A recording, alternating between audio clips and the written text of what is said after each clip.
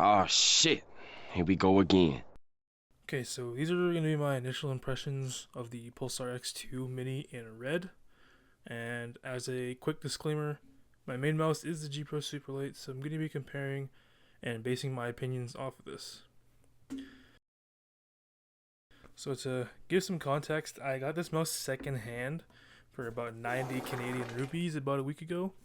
And the guy I bought it off of said that he used it literally once before putting it back in the box. And considering that the MSRP for this thing is 125 Canadian pesos on Amazon, I thought it was a pretty good deal.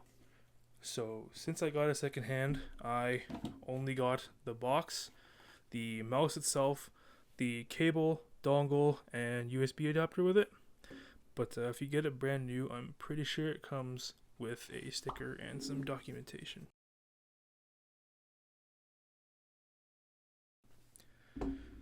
My mouse weighs in at 53 grams on my scale and has a coating similar to that of a Superlight where it's like pretty smooth.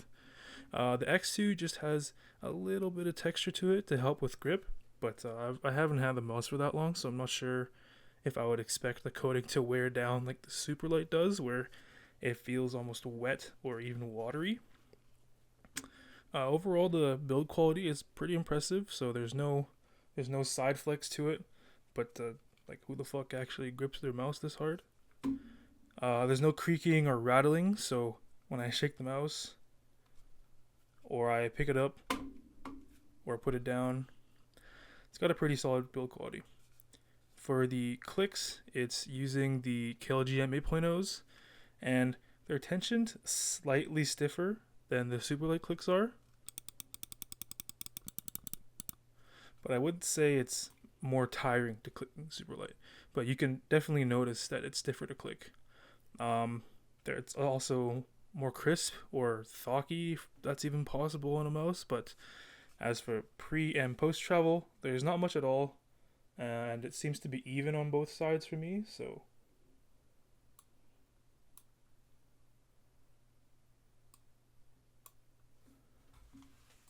my copy has no grinding and little side to side play.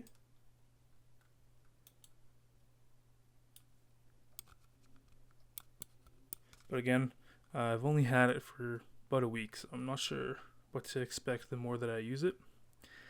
It also uses a TTC Gold encoder for the scroll wheel, and compared to the Superlight, it is like 10 times quieter and much smoother.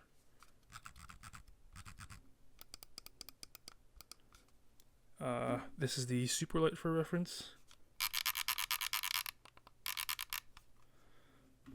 The scroll wheel is also much more recessed into the mouse, but it still has pretty well defined steps and notches that you can feel. The side buttons are like a billion times better than the Superlight. They're not mushy at all, and they're tensioned pretty well in terms of pre and post travel.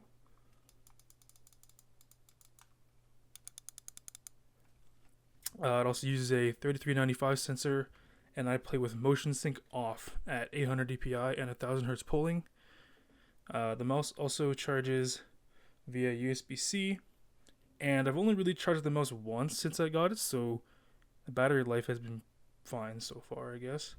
And I suspect that it's because I have motion sync turned off, though. The cable itself is pretty lightweight and flexible. I haven't played any games with it while it's plugged in, but it feels pretty similar to the Glorious's Ascended cable. I'd say the Pulsar cable is just a hair stiffer. As for the stock skates, they're just okay. There's nothing too special, but I am considering getting a pair of core pads or Tiger Ices. And well, keep in mind, like I have this G PRO Superlight with Super Glide skates on it, so this is what I've been used to for probably the past 5 months or so.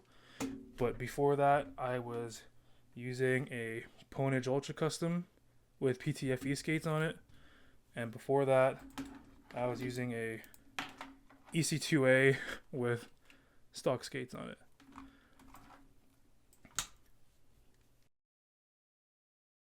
So for my personal experience with the mouse, I still use my Superlight pretty much every day, but I'm finding the X2 Mini to be much better for my aim.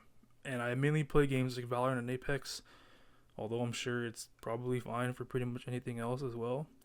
The lower button height and rear hump really helps me feel more grounded and locked in, although this is probably because it is shorter and narrower on both sides. I have 18 by 10 sized hands, and I play with a relaxed claw grip on my Superlight.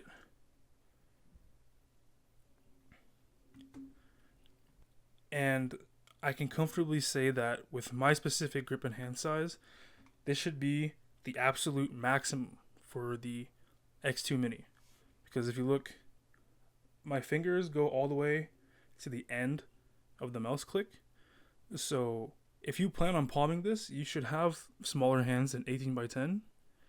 But if you play like aggressive claw or you play fingertip, this mouse is pretty much perfect. The only way up you can go from there is probably buying a dedicated mouse like the HSK Pro or the Zon Koenig. Oh my god, bro. Oh, hell no, man. What the fuck, man?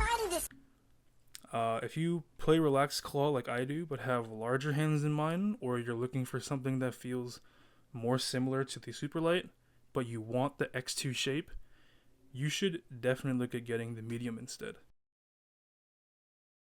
So this concludes my initial impressions of the X2 Mini, and let me know if I missed anything, or if you have any questions, just leave them in the comments.